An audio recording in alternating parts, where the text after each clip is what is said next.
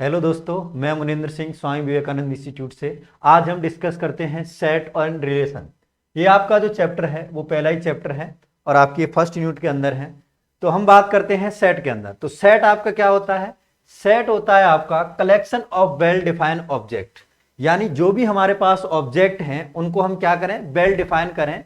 किसी भी ऑब्जेक्ट के अंदर अगर हम इस तरीके से उनको डिफाइन करें कि वो एक क्या हो, एक प्रॉपर फॉर्मेट में हो, ठीक है, उसको हम बोलते हैं सेट। यानी वेल डिफाइंड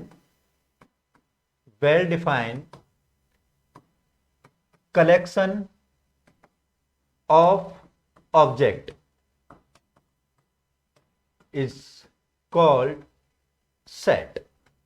ठीक है, तो हमारे पास जो सेट है उसको क्या बोलते हैं? Well defined collection of object.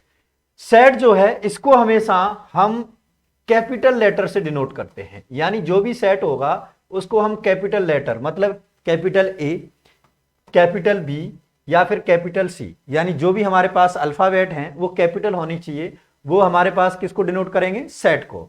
और जो हमारे पास एलिमेंट हैं, तो जो सेट के एलिमेंट होंगे उनको हम क्या करेंगे? एलिमेंट को स्मॉल अल्फाबेट से डिनोट करेंगे, यानी ए बी सी। ठीक है, और जब मैं इस सेट को लिखूंगा तो ये जो मेरे पास सेट है वो लिखा जाएगा किस टाइप से? तो सेट लिखा जाएगा, जैसे मान के चलो सेट ए है आपका, तो सेट ए इक्वल टू लिखा जाएगा ए बी सी। ये तीनों जो एलिमेंट हैं, ये अगर एक सेट को डिफाइन कर रहे हैं तो इनके साथ लगाएंगे हम करली ब्रैकेट। छोटा ब्रैकेट नहीं लगाएंगे, यानी स्मॉल ब्रैकेट और बड़ा वाला ब्रैकेट यूज नहीं करना है, हमें सिर्फ और सिर्फ करली ब्रैकेट यूज करना है। तो हमारे पास जो सेट है उसको कैसे लिखते हैं? A equal to small A B C. अब जैसे मान के चलो चलो कोई सेट बी है तो बी इक्वल टू क्या आ जाएगा? 1 2 3। ठीक है, तो इसके बाहर क्या लिखेंगे हम? करली ब्रैकेट। तो सेट को डिफाइन करने के लिए हमारे पास क्या होना चाहिए? जो भी हमारे पास अल्फाबेट है वो कैपिटल होना चाहिए और उसके एलिमेंट जो हैं वो क्या होने चाहिए? स्मॉल होने चाहिए। ठीक है, तो अब हम बात करते हैं कि हमारे पास जो है इनका डिनोशन हमेशा कैसा रहता है? कैपिटल लेटर से। और जो हमारे पास ब्रैकेट यूज किया जाता है वो कौन सा होता है? करली ब्रैकेट।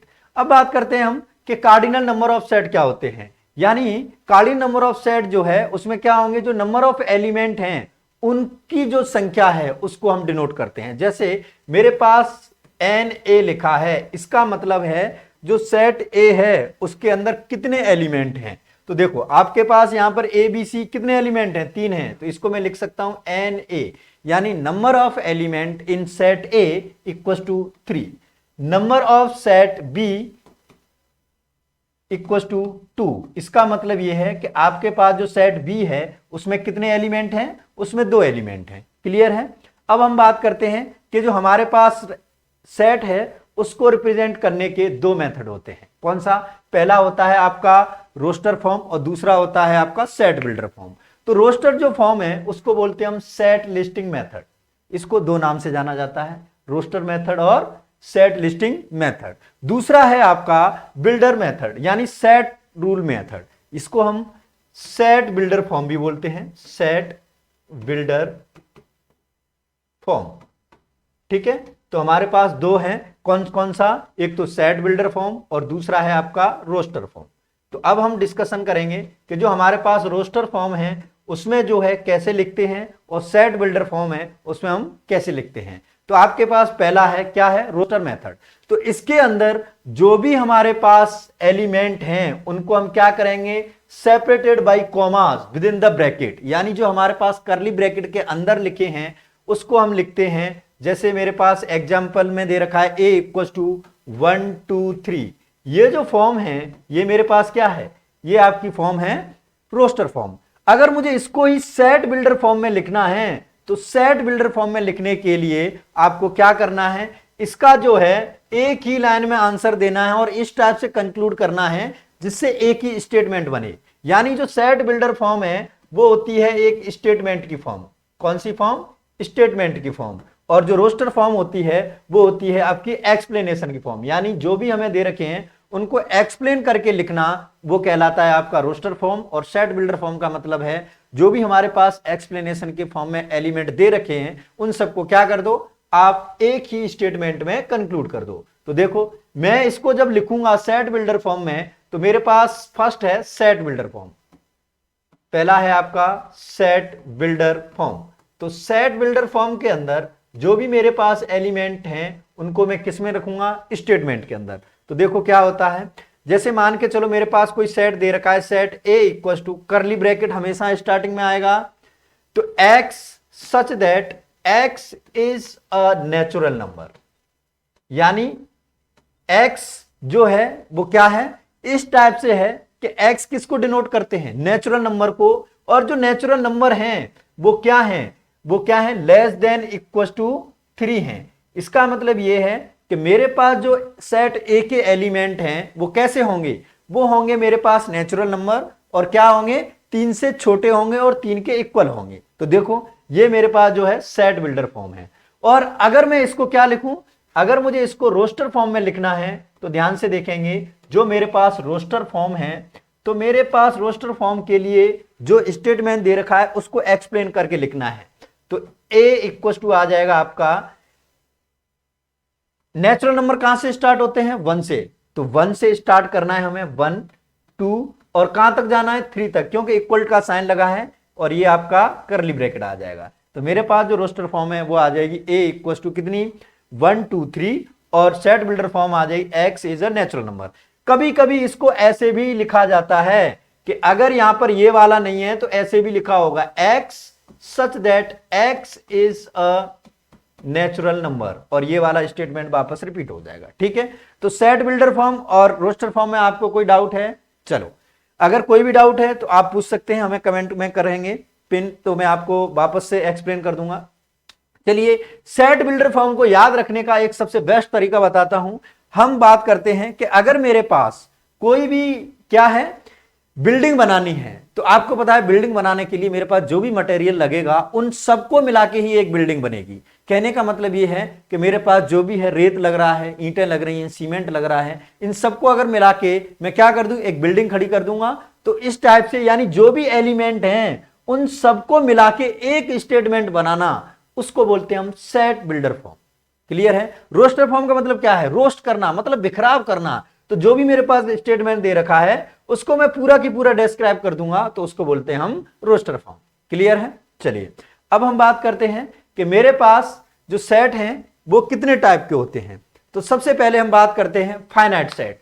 तो फाइनाइट सेट क्या होते हैं, कोई भी ऐसा सेट जिसके अंदर जो एलिमेंट हैं वो ऐसे हों जो काउंटेबल हों, यानी फाइनाइट हों, उनको बोलते हैं हम फाइनाइट सेट। तो जैसे मेरे पास कोई एग्जाम्पल में दे रखा है सेट ए इक्वल टू 1 2 3 और अप टू दे रखा है 10।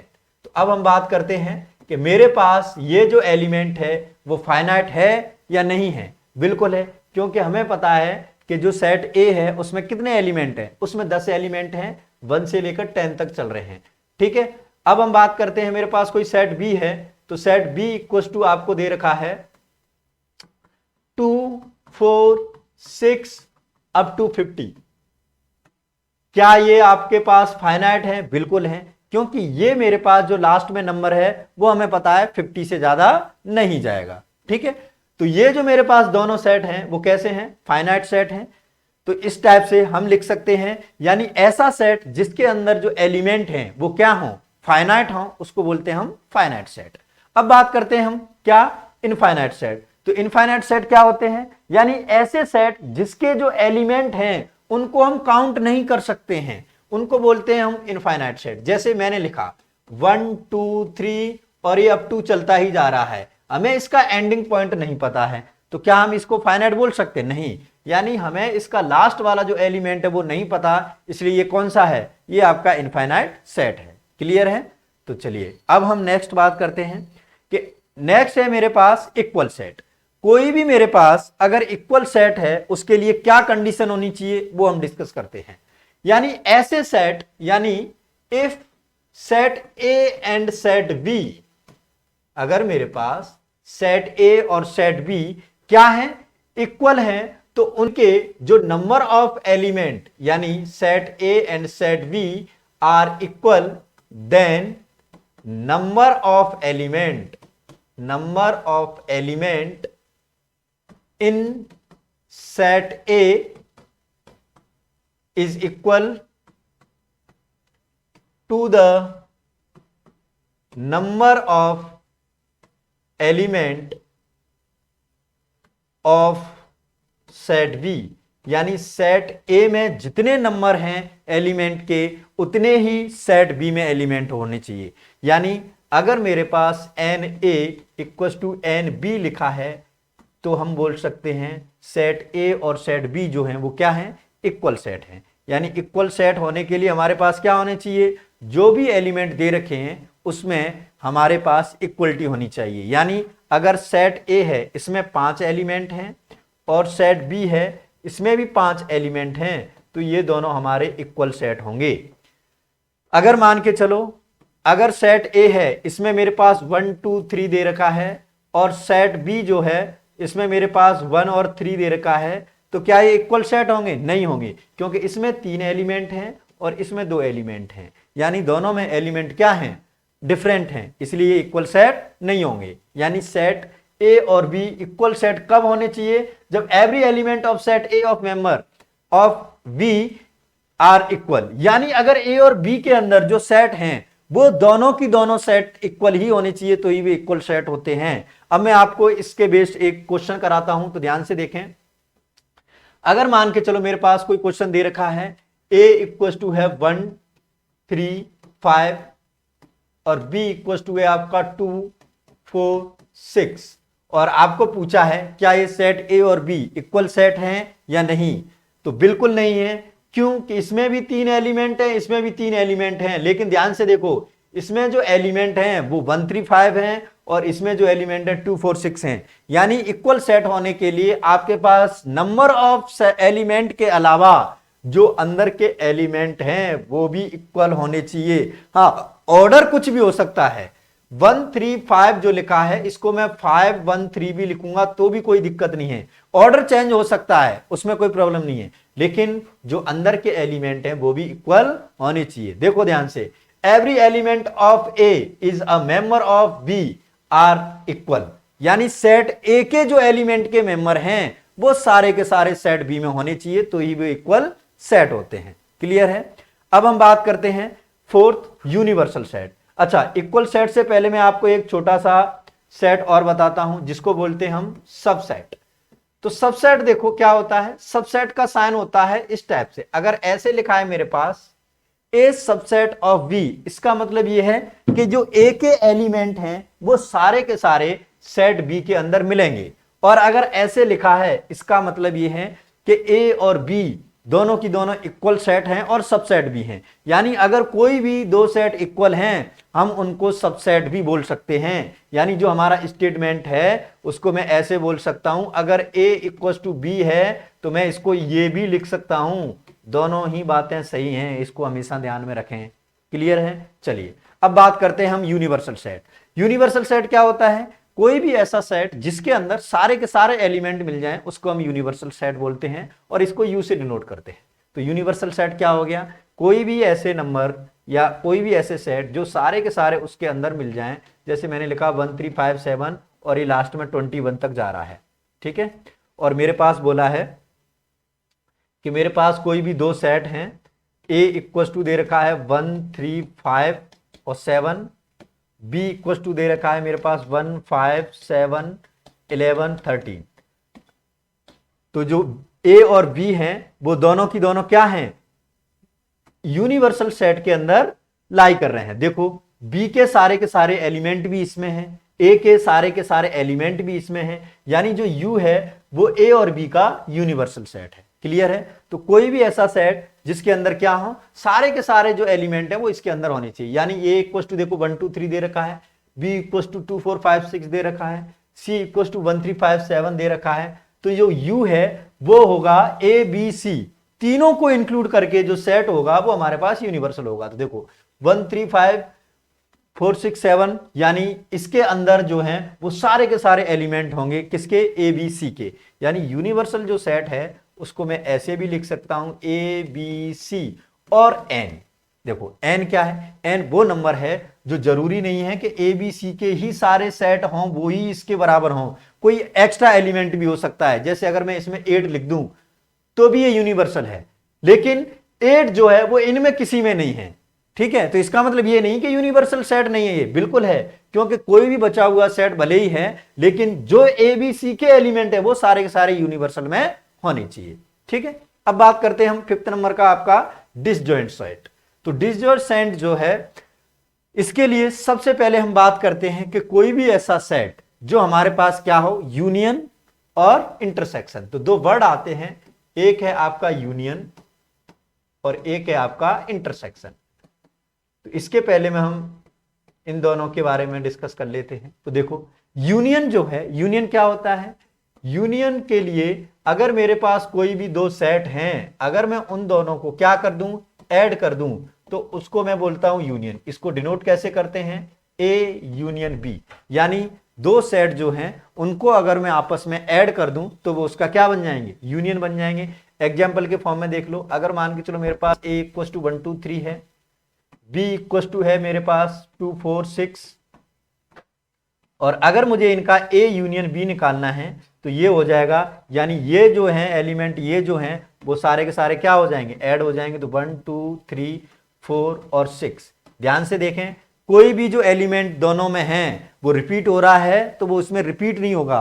खासियत है सेट के अंदर एलिमेंट कभी भी रिपीट नहीं होते हैं, सिर्फ एक बार ही लिखा जाता है। 1 आ गया, 2 आ गया, 3 आ गया। अब यहां पे 2 है तो वापस 2 नहीं लिखेंगे क्योंकि 2 ऑलरेडी इसमें डिनोट कर रखा है। ठीक है, 4 आ गया, 6 आ गया, तो ये होता है आपका यूनिवर्सल। अब हम बात करते हैं इंटरसेक्शन। इंटरसेक्शन क्या होता है, दो एलिमेंट जो हैं, दो सेट के अंदर जो भी एलिमेंट कॉमन हैं उनको हम बोलते हैं इंटरसेक्शन। यानी इसका सिंबल होता है ए इंटरसेक्शन बी। अगर ये जो यूनियन वाला साइन है इसको मैं ऐसे उल्टा करके लिख दूं तो ये बन जाएगा इंटरसेक्शन, और इंटरसेक्शन का मतलब होता है कॉमन। तो जो भी मेरे पास दोनों में एलिमेंट कॉमन है उसको बोलूंगा मैं इंटरसेक्शन। तो ए इंटरसेक्शन अगर मैं बी निकालूंगा तो सिर्फ 2 ही एक ऐसा एलिमेंट है जो दोनों में कॉमन है, तो ए इंटरसेक्शन बी क्या आ जाएगा, 2 आ जाएगा, और ये यूनियन बी कितना आ जाएगा, 1 2 3 4 6। अब बात करते हैं हम डिसजॉइंट सेट की। तो जो डिसजॉइंट सेट है उसकी क्या खासियत है, यानी ऐसे दो सेट जिनके अंदर कुछ भी कॉमन नहीं है। यानी अगर मैं ए इंटरसेक्शन बी निकालूं, अगर वो मेरे पास क्या आ जाए 5, यानी कुछ भी कॉमन नहीं आए, तो उसको बोलते हैं हम डिसजॉइंट सेट। ठीक है, इसका एग्जांपल देख लो। तो देखो अगर मान के चलो मेरे पास ए इक्वल टू है 1 2 3 और ये बी इक्वल टू 4 5 6 और सी इक्वल टू है 4 7 9। अगर मैं ए और बी में देखूं तो क्या इसमें कुछ कॉमन आ रहा है, बिल्कुल नहीं आ रहा, क्योंकि 1 2 3 है इसमें और इसमें 4 5 6 है, इसमें कोई भी चीज कॉमन नहीं है। यानी अगर मैं ए इंटरसेक्शन बी निकालूंगा तो ये 5 आ जाएगा, यानी ए और बी को हम क्या बोल सकते हैं, डिसजॉइंट सेट बोल सकते हैं। अब बात करते हैं हम इसकी, ए और बी और सी के अंदर देखो, इसमें 4 5 6 है और इसमें 4 7 9 है। क्या इसमें कोई एलिमेंट कॉमन है, बिल्कुल है, जो 4 है वो दोनों में कॉमन है, तो बी और जो सी है वो डिसजॉइंट नहीं है।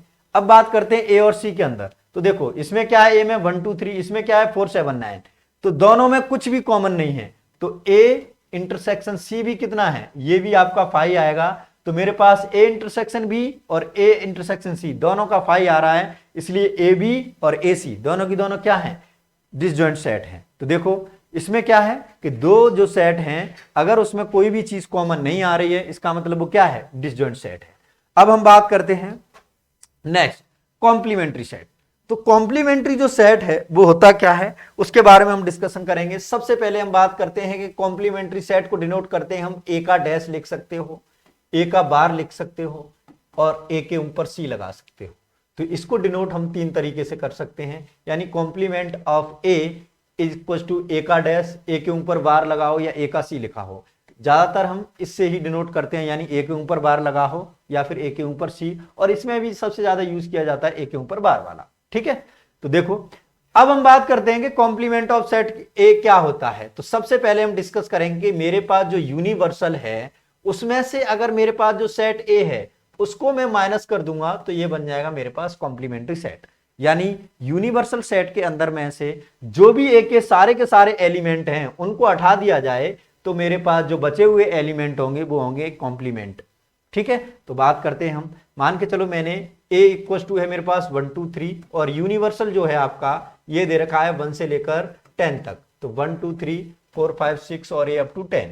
ठीक है, तो अब हम बात करते हैं कि इसका जो कॉम्प्लीमेंट होगा तो ये आ जाएगा आपका ए बार इक्वल टू यूनिवर्सल माइनस ए, यानी जो भी मेरे पास यूनिवर्सल के एलिमेंट हैं उनमें से अगर मैं सेट ए के एलिमेंट हटा दूं तो जो बचे हुए एलिमेंट है वो मेरे पास क्या बच जाएंगे, कॉम्प्लीमेंट ऑफ ए बच जाएंगे।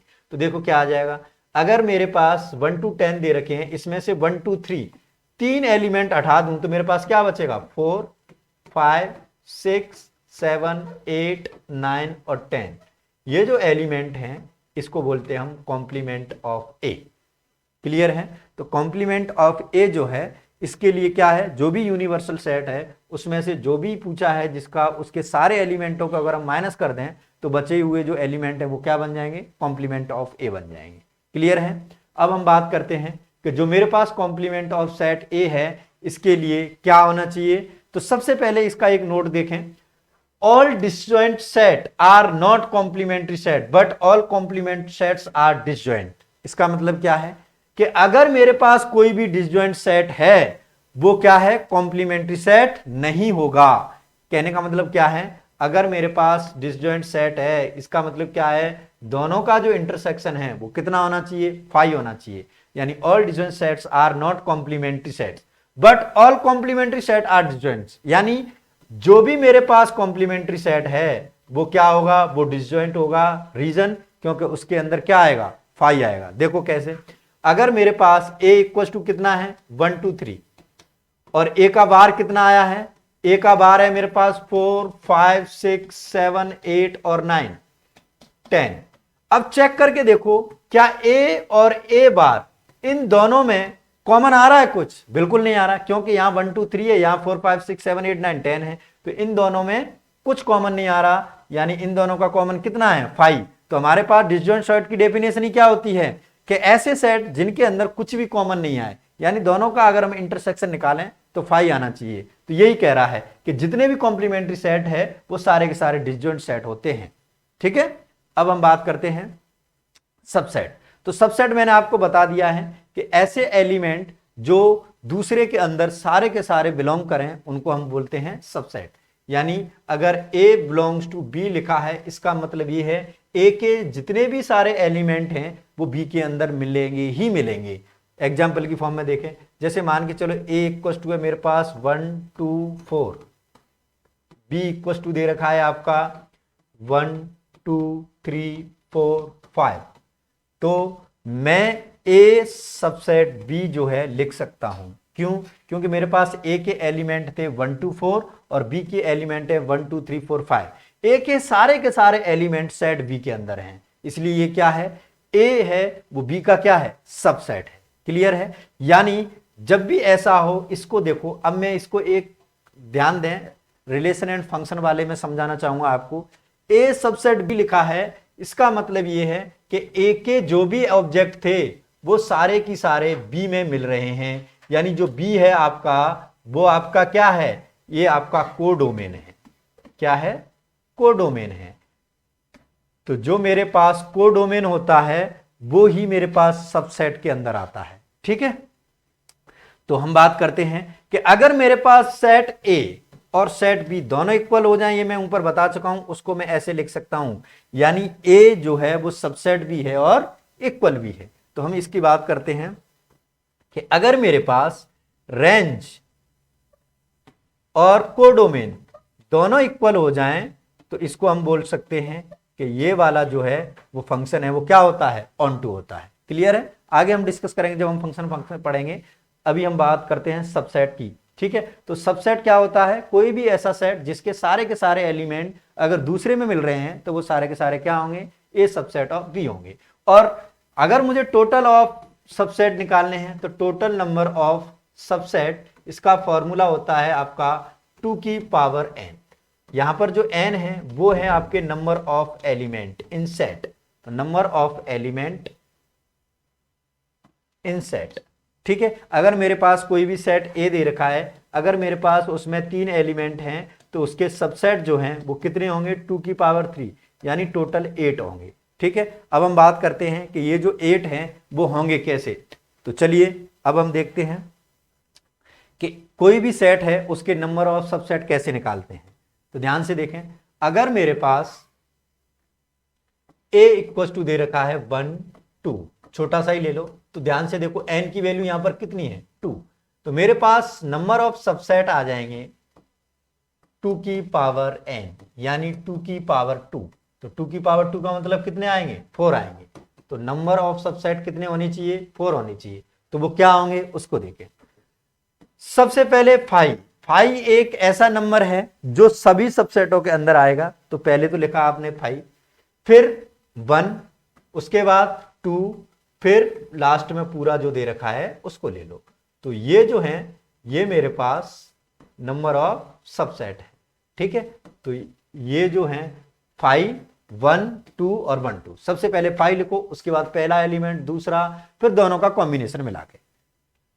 जैसे b इक्वल टू दे रखा है a b c, कितने एलिमेंट है इसमें 3 है, तो इसके सबसेट जो होंगे 2 की पावर 3 यानी 8 आने चाहिए। तो क्या क्या होंगे देखो, सबसे पहला होगा आपका 5, तो 5, उसके बाद a, उसके बाद b, उसके बाद c, सब सिंगल सिंगल हो गए। अब दो दो के पेयर बनाओ, पहला आ जाएगा a कॉमा b, उसके बाद b कॉमा c, उसके बाद c कॉमा a या a कॉमा c, कुछ भी लिखो। इसका अगर हम क्रम चेंज करेंगे तो कोई फर्क नहीं पड़ेगा, ऑर्डर से कोई प्रॉब्लम नहीं होती है। और लास्ट में आ जाएगा आपका a b c। तो ये जो हैं ये आपके क्या हैं नंबर ऑफ सबसेट है। चेक करो 8 है कि नहीं, 1 2 3 4 5 6 7 8, यानी मेरे पास जो सबसेट का फॉर्मूला होता है तो नंबर ऑफ सबसेट होते हैं 2 की पावर n, ठीक है। चलिए अब मैंने आपको यह बता दिया है कि कोई भी सबसेट अगर इक्वल है तो उसको क्या बोलते हैं, number of set A is equal to the number of set B, then A subset और इक्वल B, इसको हम बोलते हैं प्रॉपर और इम्प्रॉपर सेट। तो इम्प्रॉपर और प्रॉपर सेट की डेफिनेशन क्या होती है, जब भी मेरे पास A के सारे एलिमेंट B के अंदर मिल रहे हैं और वो दोनों क्या हैं इक्वल हैं, तो उसको हम बोलते हैं कैसा, प्रॉपर सेट। और अगर मेरे पास A के एलिमेंट जो हैं B में मिल रहे हैं लेकिन वो इक्वल नहीं है, तो इसको बोलते हैं हम इम्प्रॉपर सेट, ठीक है। चलिए तो अब बात करते हैं, इसमें दो वर्ड और आते हैं। अगर B को मैं ऐसे लिख दूं, यानी A सबसेट ऑफ B है, उसको मैं कैसे लिख सकता हूं, ऐसे भी लिख सकता हूं, तो इससे कोई फर्क नहीं पड़ेगा। तो ये जो है सिर्फ यहां पर अंतर क्या आ जाएगा कि अगर मैंने इसको ऐसे लिख दिया है तो देखो A subset of B can be written as B subset of A, जब ऐसे लिखा है तो इसको बोलते हैं हम सुपर सेट।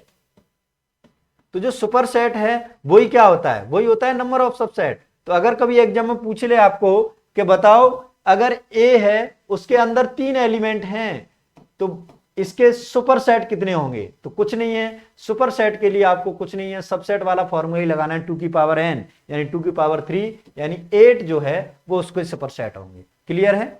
चलिए अब हम बात करते हैं पावर सेट। तो पावर सेट क्या होता है आपका, the collection of all subject, यानी जो भी मैंने सबसेट निकाले हैं उसका जो कलेक्शन होता है उसको हम पावर सेट बोलते हैं। फॉर्मूला वही रहता है, बस डिनोट करने का तरीका चेंज हो जाएगा। तो अगर मैं सेट A के आगे P लगा दूं तो वो हो जाएगा पावर सेट, यानी सेट A के पावर सेट निकालने हैं। और ये क्या होंगे, ये वही होते हैं 2 की पावर n, यानी जो मैंने सबसेट निकाले थे उनको अगर मैं किस में लिख दूं, एक फॉर्मेट में लिख दूं, देखो उसी टाइप से लिखे हैं, तो ये क्या हो जाएंगे, तो ये हो जाएंगे मेरे पास कितने सबसेट जो हैं उनको अगर मैं किस में लिख दूं, सेट कलेक्शन की फॉर्म में लिख दूंगा तो वो बन जाएंगे पावर सेट। और अगर मैं इसके नंबर ऑफ पावर सेट ऐसे लिखूं तो देखो ये आपका फॉर्मूला चेंज हो जाएगा 2 की पावर n।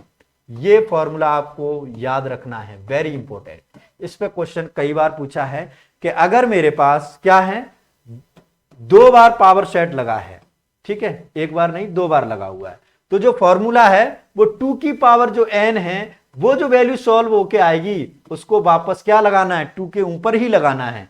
देखो इसको सॉल्यूशन एक्सप्लेनेशन क्या होगा, अगर मेरे पास A के अंदर कोई भी 2 सेट है, यानी 3 एलिमेंट है, 2 नहीं 3 एलिमेंट है, इसका मतलब n की वैल्यू यहां पर कितनी है 3 है।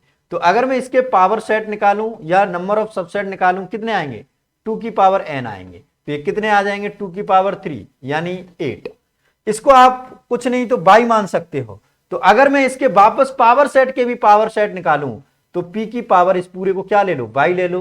तो p की पावर बाई जो है वो क्या बनेंगे, यानी 2 के ऊपर वो वाली पावर लगेगी जो बाई के एलिमेंटों की आई है। तो बाई के कितने थे टोटल एलिमेंट 8, तो कितना आ जाएगा 2 की पावर 8 आ जाएगा आंसर आपका। यानी पावर सेट का भी पावर सेट निकालना है तो आपको 2 की पावर जो n है उसको वापस फिर लगाना है 2 के ऊपर। क्लियर है। चलिए अब बात करते हैं हम इनको जो सेट हैं इनको यूलर फॉर्म यानी वेन डायग्राम की फॉर्म में कैसे डिनोट करते हैं उसके बारे में डिस्कशन करेंगे। तो यूलर वेन डायग्राम बोलो या फिर यूलर फॉर्म बोलो या वेन डायग्राम बोलो या डायग्राम फॉर्म बोलो, इन सब का मतलब एक ही है। तो सबसे पहली बात, इनको जब भी हम डिनोट करेंगे एक रेक्टेंगल के फॉर्म में डिनोट करेंगे। यानी जो भी सेट हैं उनको अगर मैं एक रेक्टेंगल के अंदर डिनोट करूंगा तो वो क्या बन जाएंगे, वो आपके वेन डायग्राम फॉर्म बन जाएंगे। और ये जो पूरा की पूरा है इसको हम बोलते हैं यूनिवर्सल।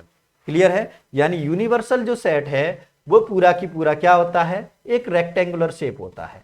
अब इसके अंदर मैं सेट ए को लिखूं या बी को लिखूं, वो सारे के सारे क्या होंगे, यूनिवर्सल के अंदर ही लाई करेंगे, ये ध्यान रखना है आपको।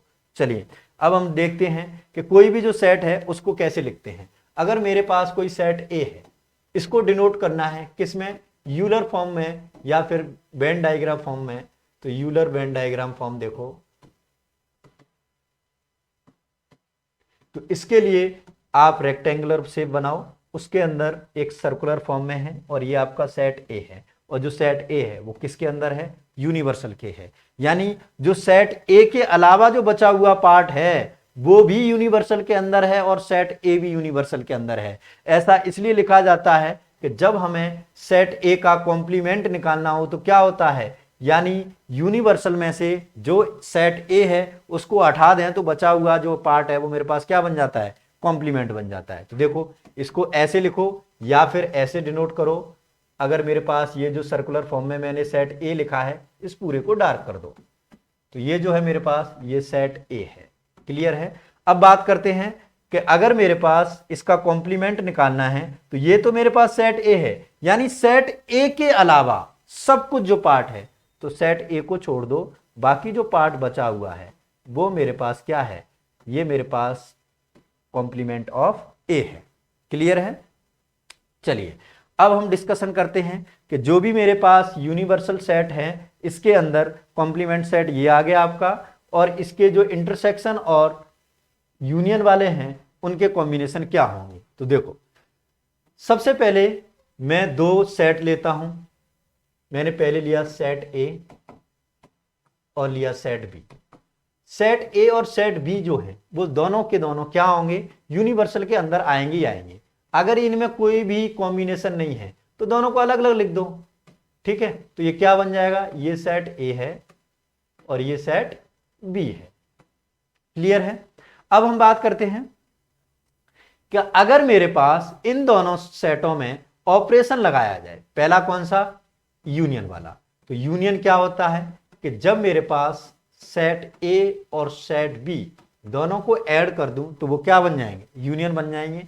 और अगर मैं दोनों का क्या ले लूं, इंटरसेक्शन, मतलब कॉमन पार्ट ले लूं तो वो बन जाएगा आपका इंटरसेक्शन। इनको डिनोट कैसे करते हैं, यूनियन लगा है तो ऐसे यू बनता है, और इंटरसेक्शन है तो इसका मतलब ए और बी के बीच में उल्टा यू लगा दो। तो देखो क्या बन जाएगा, ये आपके दोनों सेट जो हैं ए और बी अलग अलग हैं। अब इन्हीं के अगर मैं क्या कर दूं, यूनियन बना दूं तो देखो क्या बनेगा। तो पहला जो फिगर है वो आपका यूनियन का है।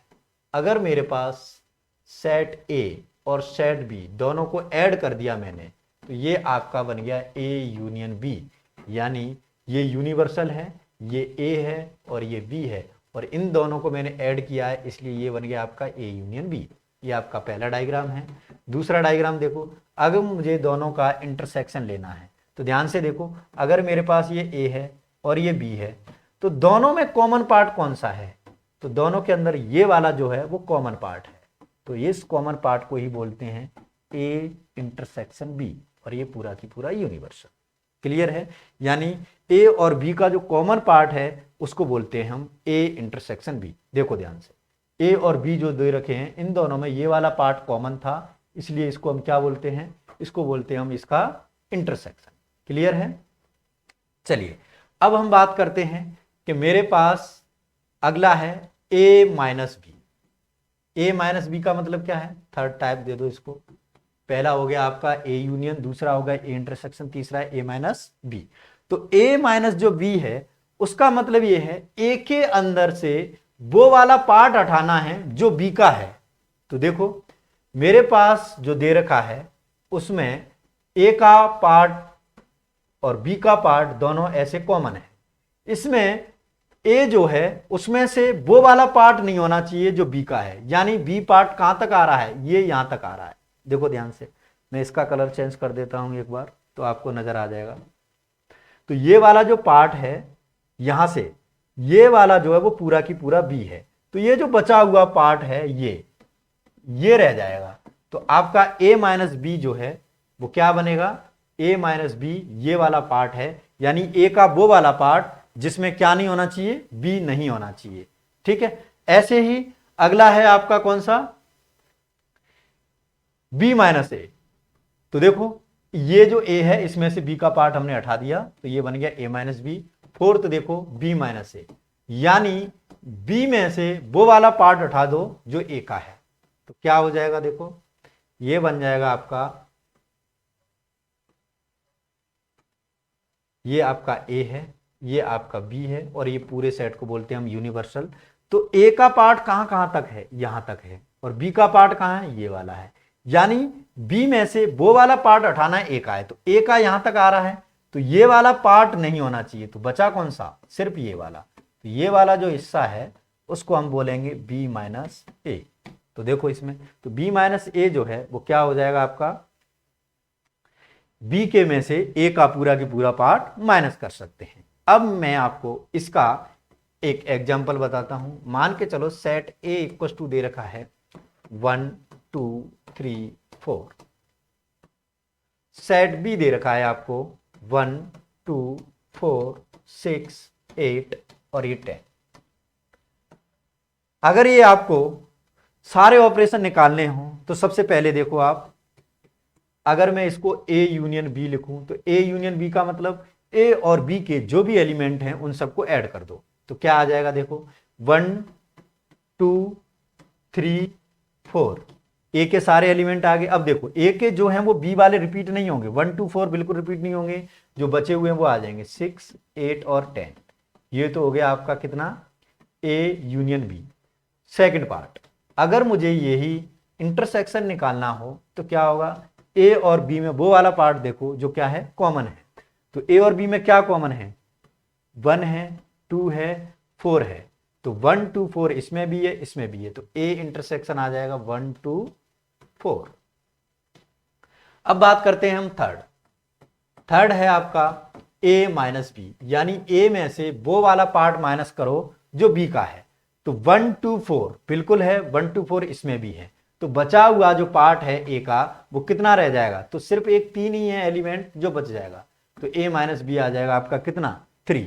अब फोर्थ पार्ट देखो, अगर मुझे b माइनस ए निकालना हो तो क्या आ जाएगा, b माइनस ए के लिए क्या कर सकते हैं, b में से वो एलिमेंट माइनस कर दो जो a के हैं। तो a के क्या क्या है, 1 2 3 4। तो 1 2 3 4 3 नहीं है कोई दिक्कत नहीं, लेकिन 1 2 4 माइनस करने के बाद 6 8 और 10 बचेंगे। ये आपका आ जाएगा b माइनस ए। बोलो कोई दिक्कत, चलिए यहां तक नोट कीजिए, मैं पानी पी लेता हूं जब तक।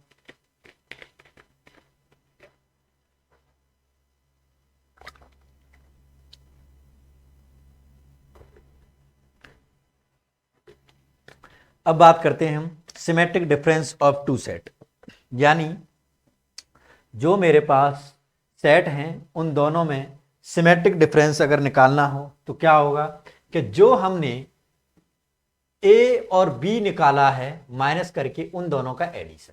तो देखो इसको डिनोट करते हैं किससे, ये जो साइन है इसको कई डेल्टा, मैथ में जहां जहां जिसकी जरूरत पड़ती है वो यूज कर लेते हैं। हम इसको सिमेट्रिक डिफरेंस बोलते हैं सेट के अंदर, बाकी कहीं डेल्टा भी बोल देते हैं, डेल बोल देते हैं। और ट्राइंगल के अंदर बात करें तो ये ट्राइंगल भी होता है और इसको डिनोट भी कर देते हैं एरिया ऑफ ट्राइंगल, ठीक है। और अगर डिटरमिनेंट के अंदर बात करें तो ये डिटरमिनेंट होता है। तो अब हम बात करते हैं ए सिमेट्रिक बी। तो ये जो सिंबल है ये सिमेट्रिक का है, तो ए सिमेट्रिक बी है, इसका मतलब है आपका कि a माइनस बी जो है उसका और b माइनस ए जो है उसका, इन दोनों का जो यूनियन होता है उसको बोलते हैं एसिमेट्रिक बी। तो हमने दोनों डायग्राम पहले निकाल ही चुके हैं। देखो क्या बनेगा। तो मेरे पास जो ए और बी है उसको ध्यान से देखें। ये ए है और ये बी है। पहले मैंने निकाला ए माइनस बी, तो ये मेरे पास ए माइनस बी करने पर सिर्फ ए का ये वाला पार्ट बचा। दूसरा देखो,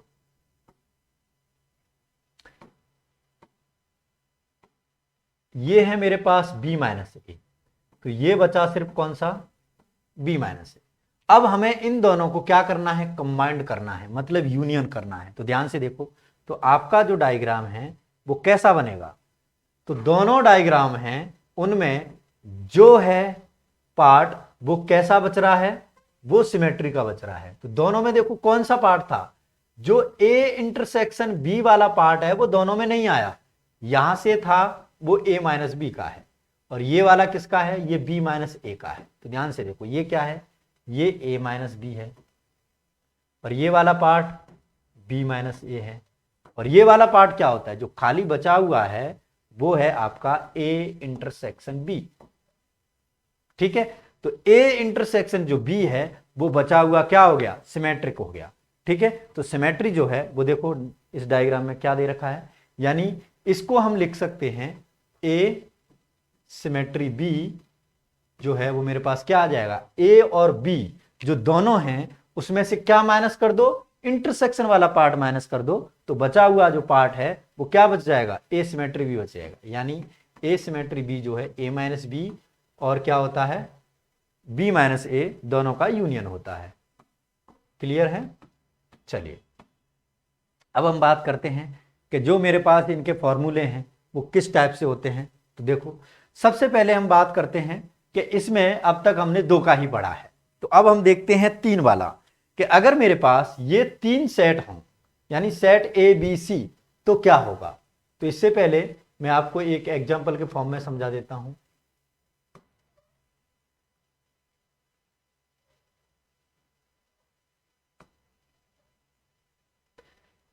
ये मेरे पास सेट ए, सेट बी और ये सेट सी। ए बी और सी, ध्यान से देखो, अगर हम इसकी बात करें तो ए और बी ये यहां से यहां तक ऐसे था कॉमन, और ये यहां से यहां तक ऐसे है कॉमन। तो इसमें ध्यान से देखो, एक ऐसा पार्ट है जो क्या है, ये वाला पार्ट जो तीनों का है। इसको मैं एक अलग पेन से दिखा देता हूं आपको। ये वाला जो पार्ट है वो ए बी सी तीनों में है। तो देखो ध्यान से, ये वाला जो पार्ट बी में भी है, ए में भी है और सी में भी है। तो क्या होगा कि ये वाला जो है ये किस किस में है, ए में और सी में। तो ये तो है ए और सी का इंटरसेक्शन। ये वाला जो पार्ट है वो किसका है, ये है आपका बी और सी का, तो ये है बी और सी का इंटरसेक्शन। और ये जो है पार्ट वो किसका है, ये आपका ए का और बी का इंटरसेक्शन। तो A intersection B, B intersection C और ए इंटरसेक्शन सी, और ये जो तीनों का है उसको हम क्या बोलेंगे, A intersection B intersection C. बोलो कोई बात। ठीक है, ये मैंने तीनों का समझा दिया आपको। अब हम बात करते हैं, हमारे पास वापस वही कि जो फॉर्मूले हैं उनमें दो का फॉर्मूला पहले देखेंगे, उसके बाद हम बात करेंगे तीसरा, पहला वाला। तो फॉर्मूला नंबर 1, अगर मेरे पास नंबर ऑफ एलिमेंट जो हैं दोनों का क्या करना है, यूनियन करना है, तो इसका फॉर्मूला होता है N A plus N B minus N A intersection B. ठीक है, अब इसके अंदर खासियत है कि ए इंटरसेक्शन जो बी वाला जो पार्ट है वो जरूरी नहीं है कि सब में ही आए। अगर मेरे पास इस टाइप से है, दोनों में कॉमन है, तो ये फॉर्मूला है। और अगर पहला पॉइंट देखो, अगर ये वाला ऐसे है, ए अलग है और बी अलग है, तो इसमें तो कुछ कॉमन है ही नहीं, तो इसको बोलते हैं हम डिसजॉइंट। यानी जब कोई भी चीज कॉमन नहीं है तो उसको बोलते हैं डिसजॉइंट। यानी जब ये वाला फॉर्मूला डिसजॉइंट के लिए हो तो ये बन जाएगा N A union B equal to सिर्फ एन ए और एन बी दोनों को ऐड कर दो, क्योंकि इसमें कॉमन पार्ट कुछ है ही नहीं, तो ये आ जाएगा आपका डिस्टेंस वाला फॉर्मूला। देखो क्या है, ये वाला फॉर्मूला है आपका A union B equal to N A plus N B minus N A intersection B. यानी जो इंटरसेक्शन वाला पार्ट है वो दोनों में क्या है, दो बार आता है। देखो एक बार तो इसके लिए आ गया, एक बार इसके लिए, तो हमें दो बार तो नहीं चाहिए, तो दो बार जो आ गया उसमें से एक बार का माइनस करें तो बचा हुआ एक पार्ट रह जाएगा। क्लियर है। अब बात करते हैं कि अगर ये दोनों डिसजॉइंट सेट हैं तो यानी अलग अलग हैं, उस केस में इंटरसेक्शन होगा ही नहीं, तो N A plus N B direct लिख सकते हैं। अब हम बात करते हैं कि एन ए माइनस बी क्या होता है, तो एन ए माइनस बी मैंने आपको बताया ही है, तो एन ए माइनस बी होता है ए में से वो वाला पार्ट जो बी का नहीं है। तो देखो ये का ये वाला पार्ट बचा हुआ रह गया, तो ध्यान से देखो ये जो पूरा ए था उसमें ये वाला पार्ट नहीं है, तो एन ए माइनस बी का मतलब है कि क्या माइनस कर दो, N A minus N A intersection B. अगर मैं ए में से ए का और बी का इंटरसेक्शन माइनस कर दूंगा तो ए माइनस बी आ जाएगा। ऐसे ही बी माइनस ए अगर मुझे लिखना हो तो यहां से क्या आ जाएगा, अगर मुझे बी माइनस ए लिखना है तो ये आ जाएगा आपका कितना, N B minus N A intersection B. ठीक है। अब बात करते हैं सिमेट्री वाला। सिमेट्री वाला मैंने बता दिया, दोनों का जो माइनस है उसको क्या कर दो, ऐड कर दो। तो देखो एन ए माइनस बी क्या आया था, n A minus N A intersection B, और ये एन बी माइनस ए क्या है, n B minus N A intersection B. तो दोनों के सिमेट्री के लिए जब मैं दोनों को ऐड करूंगा तो एन ए आ जाएगा यहां से, और यहां से एन बी, दोनों ऐड हो जाएंगे तो ये बन जाएगा आपका n A plus N B.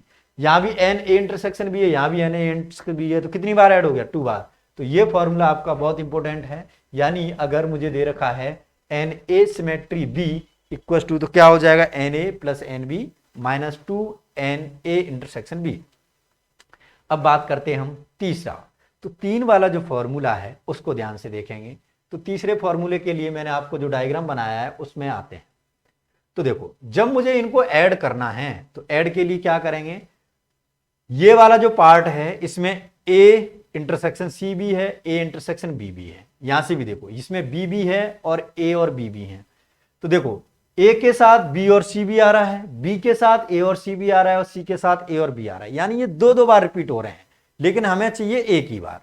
अब बात करते हैं इसमें, जब ये तीनों का इंटरसेक्शन था तो ये मेरे पास तीनों में एक एक बार आ गया। तो तीनों में एक एक बार आ गया, इसका मतलब क्या है कि मुझे एक बार तो प्लस में चाहिए। तो इसका फॉर्मूला होता है आपका n A plus N B plus n C minus N A intersection B minus n B intersection C minus A intersection C, और प्लस हो जाएगा आपका n A plus N B plus n C. Clear है।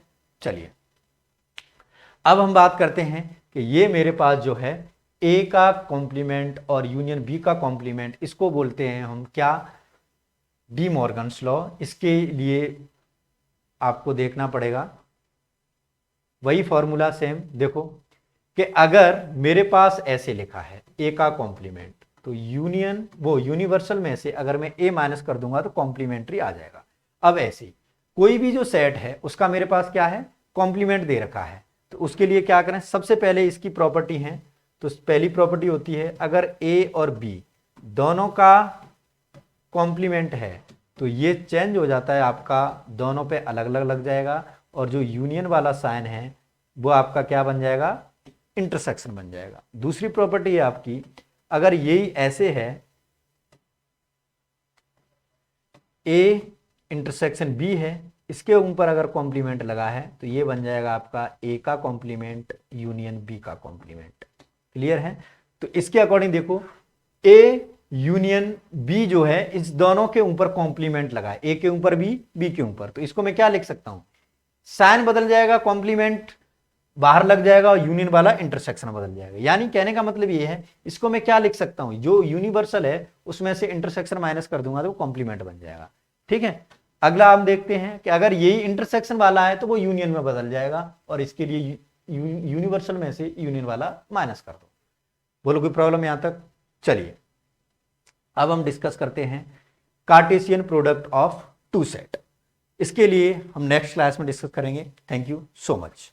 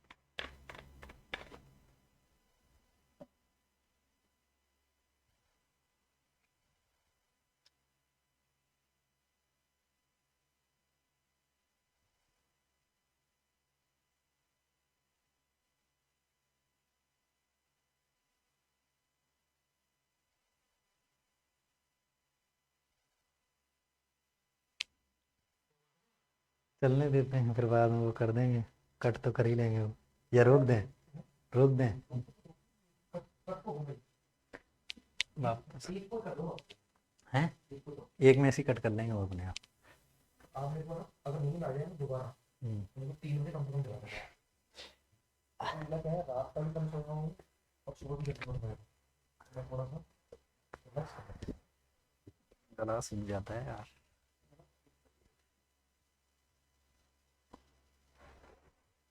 हूँ। कब्जा करके इसी में सोने का मन है।